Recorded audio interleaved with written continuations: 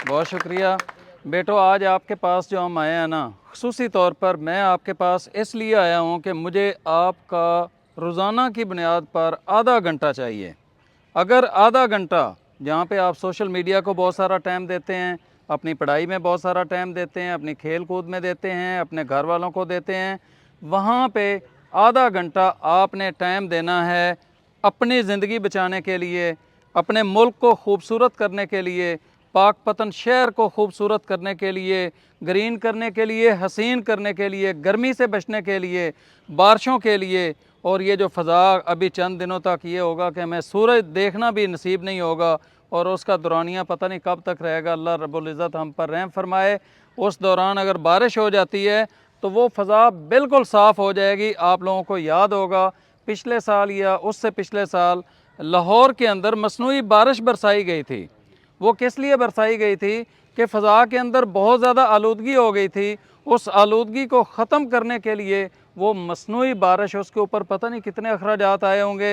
ये तो हमने 25 करोड़ रुपया एक बारिश लाहौर के मखसूस इलाकों के लिए, पूरे पंजाब या पाकिस्तान के लिए नहीं, एक लाहौर शहर के लिए सिर्फ 25 करोड़ रुपए की वो बारिश हुई। और यकीनी तौर पर वो उस बारिश ने इतना फ़ायदा नहीं दिया होगा जितना हमारा खालिक, हमारा मालिक, हमारा रब जब बारिश बरसाता है तो वो फ़ज़ा मुकम्मल साफ़ हो जाती है। ना सिर्फ फ़ज़ा साफ़ होती है बल्कि उसकी वजह से जब पानी ज़मीन पर आता है तो वो ज़मीन भी पाक हो जाती है और वही पानी फिर ज़ेरे ज़मीन जो हमारे ज़ख़ायर हैं, जो पानी का वो ज़ख़ीरा है, उसके अंदर वो चला जाता है और वो ज़ख़ायर बढ़ते हैं।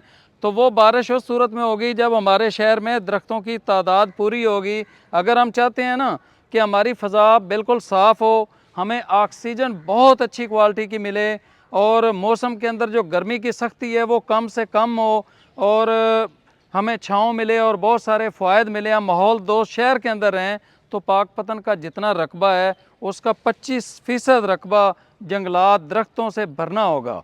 उसका बेहतरीन जो तरीका है, हम अपने घरों से इसका आगाज़ करें। अगर हम अपने घरों को सरसब्ज़ कर लेते हैं, अपनी गली के अंदर पौधे लगाना शुरू कर दें, गली को अगर सरसब्ज़ कर लेते हैं तो फिर आहिस्ता आहिस्ता बाहर निकलते जाएं, उससे क्या होगा, हमारा शहर सरसब्ज़ और शादाब हो जाएगा। तो बेटो, आधा घंटा टाइम आप लोगों ने देना है। मैं आपको ग्रीन स्काउट के अंदर तब्दील करने के लिए आज आया हूँ कि बहुत हो गई बातें करना, बहुत वादे हो गए, हमने अमली तौर पर अब काम शुरू करना है। और उसके लिए आप अपने गली और महल्ले और अपने घर को सरसब्ज़ और शादाब करेंगे। पौधों की ज़रूरत हो तो ये मंडी के बिल्कुल सामने वहाँ पर हमारी नर्सरी है, वहाँ पर आ जाएं या अपने असातिज़ा इकराम को बता दें आप लोगों को कितने कितने पौधे चाहिए। वो पौधे हम आपको यहाँ पर पहुँचा देंगे, आप लोग वो अपने घरों के अंदर लगाएं। और जो हमारे दरख्त लगे हुए हैं हमारे गली मोहल्ले के अंदर, हमारे स्कूल के अंदर या जिस रास्ते से आप आते हैं, वहाँ पर जितने भी दरख्त लगे हुए हैं, आपने रोज़ाना की बुनियाद पर उनको अपनी जो पानी वाली बोतल है उस बोतल से उसको पानी डाल देना है। अगर आप इतना काम कर लेंगे, वो पौधा आपके साथ बातें करेगा। आप जब उसके पास जाएंगे आपको बहुत खुशी महसूस होगी क्योंकि वो ऐसा ऐसा बढ़ना शुरू हो जाएगा। अपने गली और महल्ले को, अपने शहर को सरसब्ज़ और शादाब करने के लिए अमली तौर पर जो बेटे हमारा साथ देंगे वो हाथ खड़ा करें। भरपूर क्लैपिंग होनी चाहिए।